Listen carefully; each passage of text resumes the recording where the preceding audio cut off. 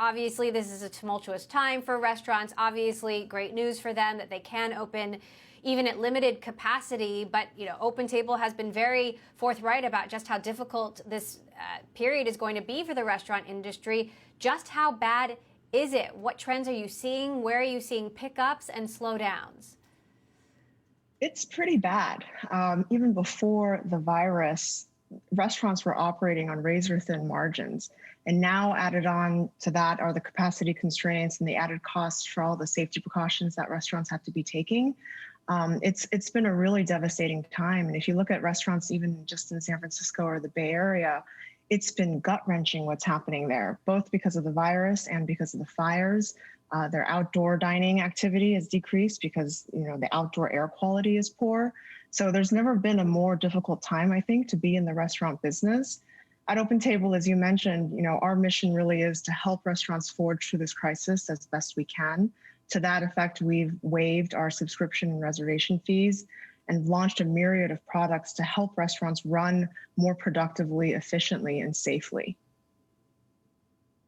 Now, you told us last month that you see 1 in 4 restaurants completely closing out of this, that reservations have been down, seating down 80%. Is that still the case? Is it getting any better or worse? In markets like San Francisco, dining activity is actually down 88% compared to down 43% for the US as a whole. In markets like New York, down 89%, Seattle's down 81%, Chicago's down 75%. So there are a lot of cities and the big cities in the US that have been really, really impacted by this in terms of dining activity. We do see pockets of growth and activity. What we've seen is as restrictions lift and people feel safer and more comfortable dining out, they do dine out.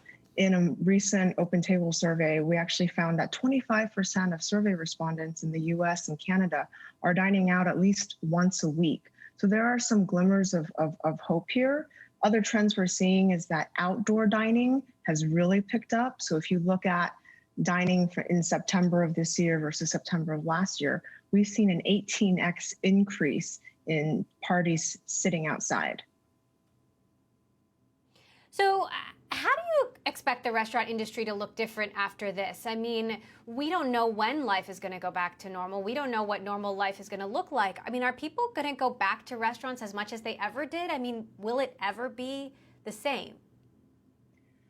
We are going through an evolution of what dining out means right now. And I think there's never been a more important time for online reservations or restaurant tech companies like OpenTable helping restaurants, again, run safely and more efficiently.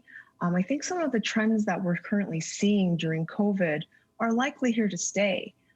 Restaurants, love taking online reservations because it makes their business run more efficiently and seamlessly. And trends like contactless pay or not having to check in with a host or online menus, those are all things that I think we'll continue to see. Also, the rise of delivery and takeout, as we've seen during COVID, I think will persist as well. It's become a meaningful and significant part of restaurants, businesses, and their P&Ls, and it's a way of dining that users and diners are more used to. Now, there are some interesting things happening. Restaurants that never before took reservations are now taking reservations. You've also got winter around the corner. I know you're just weeks into this new job. You've got a lot on your plate, so to speak.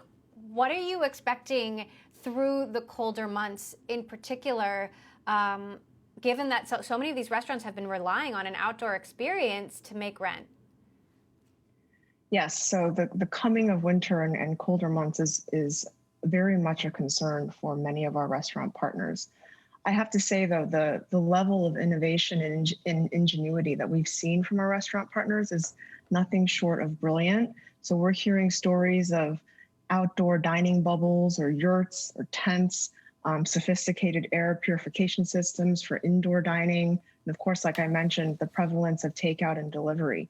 Restaurants are doing everything they can and being super scrappy and pivoting to figure out how to stay afloat during this time. But it will be hard. The winter will be difficult, but it is encouraging to see how creative restaurants are doing this. And even in San Francisco, restaurants like Epic Steakhouse, Water Bar, or The Vault, they've transformed and expanded their outdoor dining areas. And it's just been really remarkable to see.